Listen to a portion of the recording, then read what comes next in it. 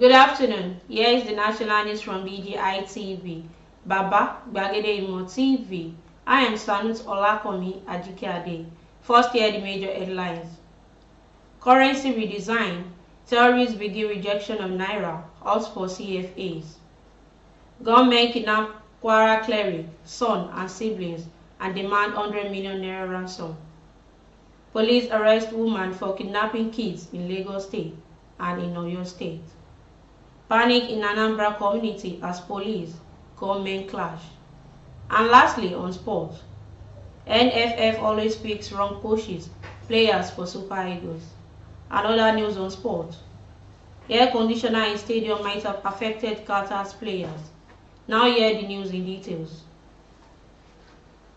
The Shura Council of the Islamic State West African Province has banned the receiving of Naira from farmers and fishermen due to the move by the Nigerian government to redesign and reissue higher denominations of the currency. A Republic of Shad-based Zagazola Makama Media Network has reported. Zagazola Makama is a fast-rising go-to-handle for authentic news and analysis on the insurgency in the Lake Chad region and beyond. The Islamic State West African Province is a militant group, an administrative division of the Islamic State, a Salafi jihadist militant group, and unrecognized proto-state. ISWAP is primarily active in the Chad Basin and fights an extensive insurgency against the states of Nigeria, Cameroon, Chad, and Niger.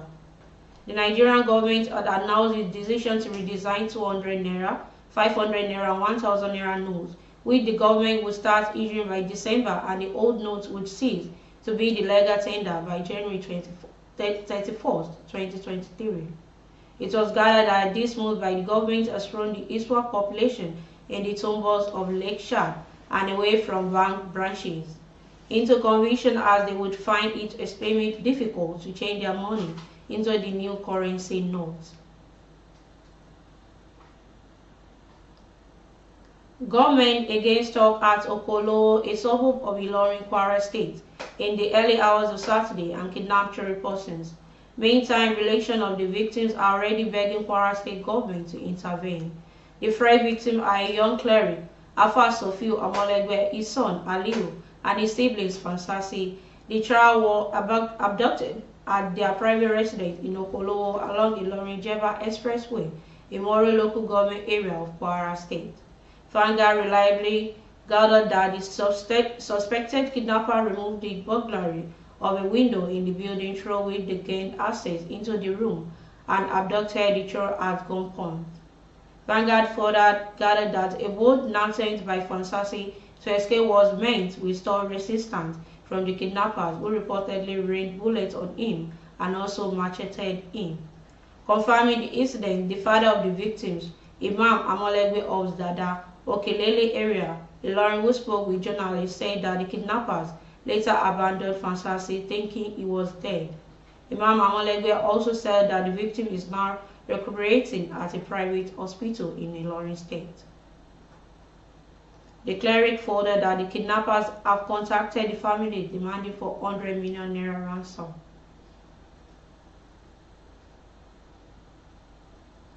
The Lagos Police Command has apprehended a serial kidnapper, Joy Kolapo. Her arrest following intelligence the security agency gathered during the inquiry into the abduction of a 3-year-old boy, Brad. The incident occurred on October 27, 2022, in the Edigbo area. Public Relations Officer Benjamin Udeyi said in a statement on Sunday. Detective of the State Criminal Investigation Department nabbed the 28-year-old suspect last week. Joy was arrested in the Omiadio area of Oyo State with another victim, 7-year-old Moses, whom she abducted in Olopometa. The police, however, rescued Bright in Akute, Ogun State, the same day the woman was nabbed. Further investigation revealed that Joy was enabled to Bright's parents and received 55,000 naira for his return. She then took the boy to her parents' shop in Akute, begged her to babysit while she went shopping, and left. Undeyin disclosed that the friend quickly notified the Odoju Abiosum Police Division about the abandoned child. Joy, who fled Lagos after dropping Bright, moved to Lagos, Oyo State, where she abducted Moses. she collected 20,000 naira from the parents. The police statement said the boys had been reunited with their parents and the suspect will be charged to court. Some armed men suspected to be members of the cult group has engaged security operatives in a gun battle that lasted for about 1 hour. It was gathered that the incident happened late on Saturday at Aguleri community in Anambra East local government area of Anambra State. Aguleri is the hometown of the immediate past governor of the state, Shewili Obiano. The armed men were said to have invaded the community and started shooting before police operatives stormed the area, and both parties continued to engage themselves in the gun battle. The reason for the invasion could not be ascertained, but sources in the area said the youths were heading towards the police station in the community before they were repelled by the police operatives. And lastly, on sport news. Former Nigerian striker Daniel Amokachi has said that the national team's problems are down to the Nigerian Football Federation, appointing wrong coaches and calling up wrong players. Amokachi stated this during an interview on Channel State Television on Sunday. He was reacting to the Eagles' Athletes 4-0 defeat against Portugal in an international friendly match last week. Amokachi, however, noted it is too early to allow the current head coach, Jose Peseiro, saying that she should provided with help wherever it needs it. When you look at the Portugal game, that tells that we don't even deserve to be there on World Cup. There are 1, 2, 3 different angles that you have to look at it. Bringing in the right coach, bringing in the right players, and getting the right environment to play. We always bring the wrong coaches to handle a country like Nigeria. We are bringing the wrong players, Amokachi said. Another news on sports. Former Super Eagles captain Austin J.J. Okocha suggested that the air conditioner at the Advait Stadium alcohol might have affected the Qatari players in the defeat to Ecuador on Sunday. The former Nigerian international further aid Ecuador after the South America side affected the host nation in the opening game of the 2022 World Cup. Okocha said that the Ecuador did professional job at the Advait Stadium at call on Sunday evening. Former Premier League star NF Valencia scored a brace in the first half to ensure all 3 points from Group A, which also has the likes of Senegal and the Netherlands. Okocha, who is on voluntary duty for Super Sport alongside Michael Owen and Owen Agres, noted that Qatar did not put up much of a fight in their loss. They did a professional job. They got the 3 points needed.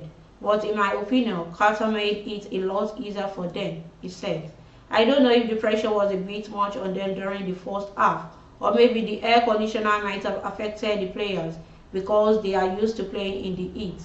But you have to give credit to Ecuador because it is not easy to play against the host and they got the job done. And that concludes the national news for this hour. But before we go, here's some of the major headlines once again. Currency redesign. Terrorists begin rejection of Naira, halts CFAs. Government kidnap Kwara cleric, son and siblings and demand 100 million naira ransom. Police arrest woman for kidnapping kids in Lagos State and Oyo State. To follow us on all our social media handles, on Facebook as Gbagede Imo with Alawiye Adebayo, follow us there and share the page. And on Instagram as Gbagede Imo _22, follow us there as well and share the page. And on YouTube as Baba Gbagede Imo TV, subscribe to our YouTube channel, turn on your post notification bell, comment on that comment section and like the page. And for the placement of your adverts or your event coverage, call the number showing on the screen. Thanks so much for always listening to our news on VGI TV. I am Sanut Olakomi Ajikade. Bye for now.